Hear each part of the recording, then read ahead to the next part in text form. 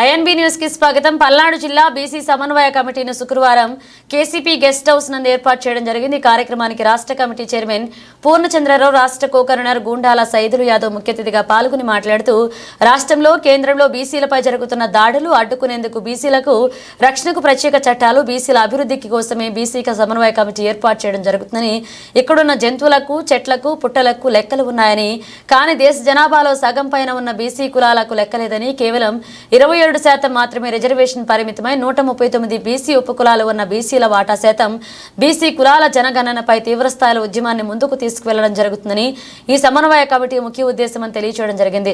దీనికి పల్నాడు జిల్లాలోని బీసీల నియోజకవర్గ స్థాయి కమిటీలు త్వరలోనే పూర్తి చేస్తామని జిల్లా చైర్మన్ గా అంకమ్మారావు, కన్వీనర్ గా కె జానీ పాషాను నియమిస్తూ జిల్లాలో బీసీల అభివృద్ధికి అందరూ కలిసి పనిచేయాలని కోరడం జరిగింది.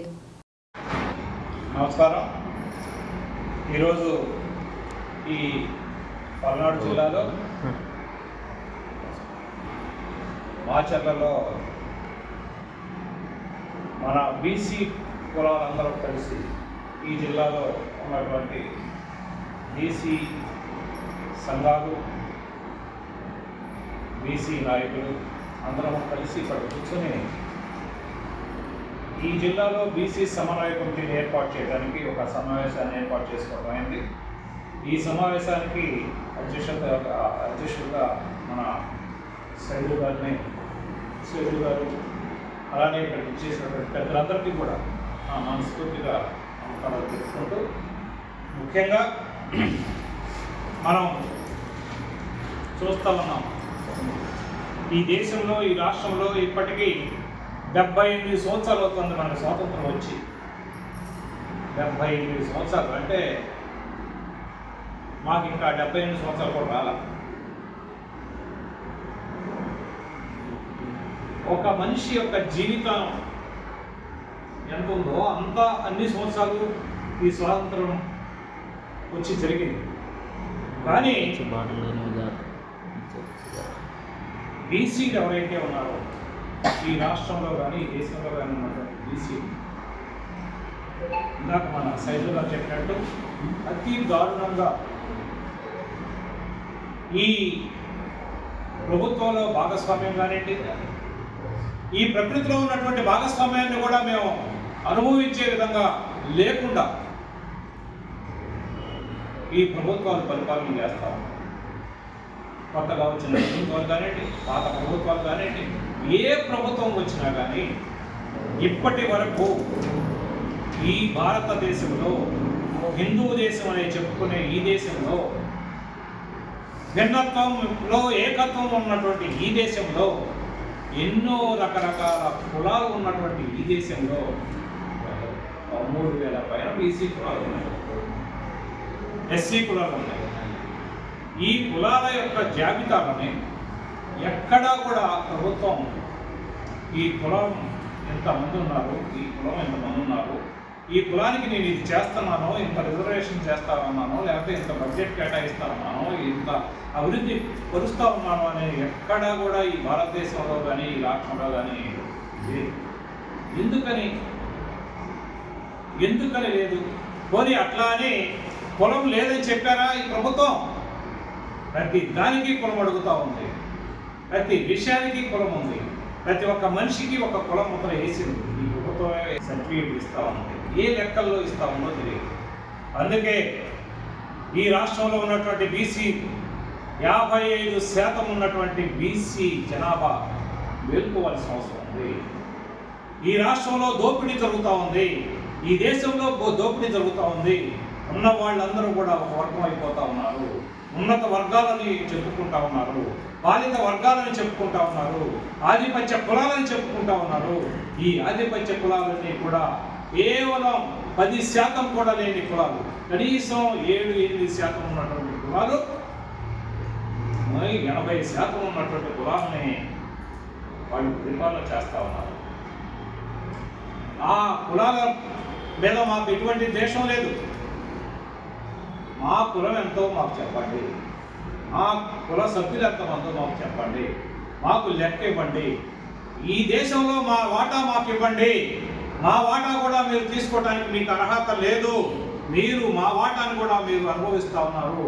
ఒక్కొక్కళ్ళకి 10 ఇళ్ళు, గెస్ట్ హౌస్లు, ఒక్కొక్కళ్ళకి 100 ఎకరాలు, 500 ఎకరాలు, 1000 ఎకరాలు. ఈ దేశంలో ఎందుకుంటాయండి అంతంత అన్ని ఎకరాలు, అంత పొలము, అంత ఆస్తి? ఇది ప్రజాస్వామ్య దేశమా? ఈ ప్రజాస్వామ్యంలో ప్రతి ఒక్కడు కూడా అనుభవించే హక్కు ఉంది. మా అందరి యొక్క ఆస్తులని దోపిడీ చేస్తూ మీరు ఎమ్మెల్యేలు గాను, ఎంపీలు గాను, లేకపోతే మంత్రులు గాను అనుభవిస్తూ మీ ఇష్టం వచ్చినట్టు డబ్బులన్నింటి కూడా ఖర్చు పెడుతూ మా పేరు మీద కేవలం పేదవాళ్ళ కోసం ఖర్చు పెడుతున్నాము, పేదవాళ్ళ కోసం ఇన్ని వేల కోట్లు ఖర్చు పెడుతున్నామని ప్రతి సంవత్సరం బడ్జెట్లో అలాట్ చేసి ఆ ఖర్చు పెట్టే డబ్బన్నింటినీ కూడా మళ్ళీ రిటర్న్గా మీరే తీసుకుంటా ఉన్నారు. ఏ పథకం చూసుకున్నా కానీ ఇన్ని సంవత్సరాలలో ఎక్కడా కూడా పేదవాళ్ళను పైకి తీసుకొచ్చినటువంటి పరిస్థితి ఎక్కడా లేదు. ఎంత వేస్ట్ చేస్తూ ఉన్నారు, ఎంత ఖర్చు పెడతా ఉన్నారు, మీరు ఎంత దాచుకుంటా ఉన్నారు. $1 మిలియన్ అంట. ఎన్ని $1 మిలియన్ ఒక్కొక్కరి దగ్గర ఉంటాయి, ఎన్ని వేల కోట్ల రూపాయలు ఒక్కొక్కరి దగ్గర ఉంటాయి. ఒక్కొక్కరు ఎన్ని బ్యాంకులు ఎగ్గొడతా ఉంటారు, ఎన్ని లోన్లు తీసుకుంటా ఉంటారు, ఎన్ని బ్యాంకుల్లో ఉన్నటువంటి డబ్బులన్నింటినీ కూడా, రుణాలన్నింటినీ కూడా వాళ్ళకి మాఫీ చేస్తా ఉన్నారు ఈ ప్రభుత్వం. పేదవాడు 10 రూపాయలు అప్పు తీసుకుంటే ఆ బ్యాంకులు వాళ్ళ ఇంట్లో చుట్టూ తిరిగి వాళ్ళని వసూలు చేస్తూ ఉన్నారు. అలానే పేదవాళ్ళందరూ కూడా ట్యాక్స్ కడతా ఉన్నారు. 100% ఉన్నటువంటి పేద బడుగు బలహీన వర్గాలందరూ కూడా ట్యాక్స్ కడతా ఉంటే ఈ డబ్బులన్నీ తీసుకెళ్లి మీ ఇష్టమైనట్టు మీరు ట్యాక్సులు కట్టకుండా, వెల్త్ ట్యాక్స్ కానీ, ఏ ట్యాక్స్ కట్టరు, ఇన్కమ్ ట్యాక్స్ కానీ అన్నింటినీ కట్టకుండా మీ చేతిలో పోలీస్, మీ చేతిలో యంత్రాంగం, మీ చేతిలో ప్రభుత్వం పెట్టుకొని మీరు ఈ విధమైన దోపిడీ చేస్తూ ఉన్నారు. కాబట్టి మేము ఈ రాష్ట్రంలో ఒక పోరాటం చేయబోతా ఉన్నాం. పేద బడుగు బలహీన వర్గాలందరూ కూడా ఇట్లా ఈ విధంగా మాట్లాడుకునే పరిస్థితి లేదు. 4 బజార్లలోకి వచ్చి మిమ్మల్ని నిలదీస్తామో, మీ మీద పోరాడతామో, మేమెంతో మాకంత ఇవ్వాలి, మేము ఎంతమంది ఉన్నామో మాకు ఆ వాటా ఇవ్వాలి.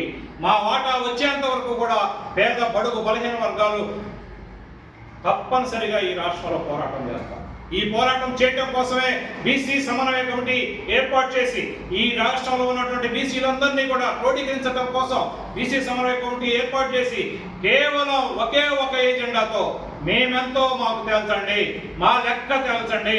రేపు పొద్దున 2025 సంవత్సరంలో జరగబోయేటటువంటి జనగణన చేస్తేనే కానీ మాకు న్యాయం జరుగుద్ది, మా లెక్క తెలిస్తే కానీ మాకు న్యాయం జరుగుద్దని మేము రేపు 25లో జరగబోయేటటువంటి జనగణనలో కుల గణన చేయాలి అనే ఉద్దేశంతో ఒకే ఒక ఎజెండాతో మేము పనిచేస్తా ఉన్నాము.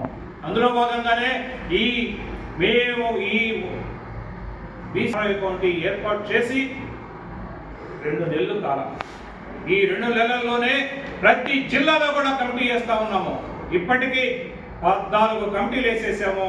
ఇది 15వ కమిటీ వేయడానికి ఈ పల్నాడు జిల్లా వచ్చాము. ఈ పల్నాడు జిల్లాలో వచ్చినటువంటి మా బీసీ సోదరులందరికీ కూడా మేము చెప్తా ఉన్నాం, మేమే కాదు, ఇలా బీసీ సమన్వయ కమిటీలు ప్రతి జిల్లాలో వేసుకొని, నియోజకవర్గాల్లో వేసుకొని, మండలాల్లో వేసుకొని, ప్రతి గ్రామంలో కూడా ప్రతి బీసీ కుటుంబానికి మేము ఈ విషయాన్ని తీసుకెళ్ళి మేము ఏ విధంగా న్యాయం జరుగుతుంది మా వాళ్ళకి అని వివరించి ప్రతి కుటుంబం నుంచి ఒక వ్యక్తిని బయటికి తీసుకొచ్చి ఈ రాష్ట్రంలో మా బలాన్ని ఏదో చూపించే విధంగా మేము ప్లాన్ చేస్తూ మేము ఒక ప్రగడ్బందీగా పనిచేస్తూ ఉన్నాము. కాబట్టి దయచేసి ఈ జిల్లాలో ఉన్నటువంటి బీసీ సోదరులందరూ కూడా, ఈ జిల్లాలో ఉన్నటువంటి వివిధ పార్టీల్లో పనిచేస్తున్నటువంటి నాయకులు, బీసీ నాయకులందరూ కూడా, ఈ వివిధ పార్టీ సంఘాలలో పనిచేస్తున్నటువంటి బీసీ నాయకులందరూ కూడా ఈ కార్యక్రమానికి మీరందరూ తోడ్పాటు చేయాల్సిన అవసరం ఉంది, మీరందరూ పాల్గొనాల్సిన అవసరం ఉంది. బీసీ అనేవాడు ప్రతి ఒక్కడు కూడా బీసీ కులగణనకి రావాల్సిన అవసరం ఉంది, బీసీ కులగణన చేయించాల్సిన అవసరం ఉంది. ఈ ప్రభుత్వాలపై ఒత్తిడి తీసుకొచ్చి మనం ఈ కులగణన చేసినట్టయితే మన వాటా మనకు ఎంత రిజర్వేషన్ ఉందో అంతే వస్తుంది.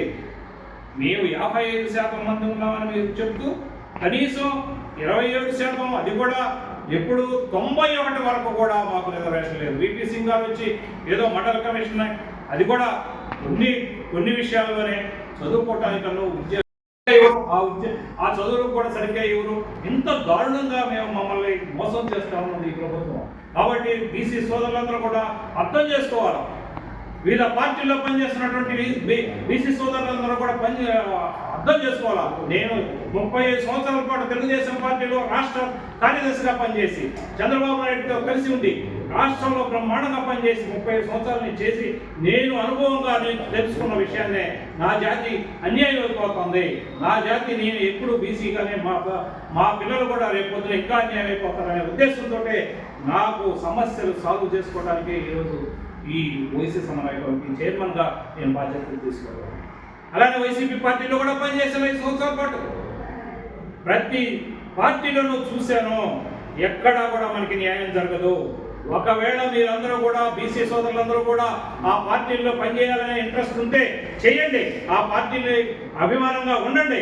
కానీ మన జాతి కోసం మాత్రం మీరు పనిచేయాలి.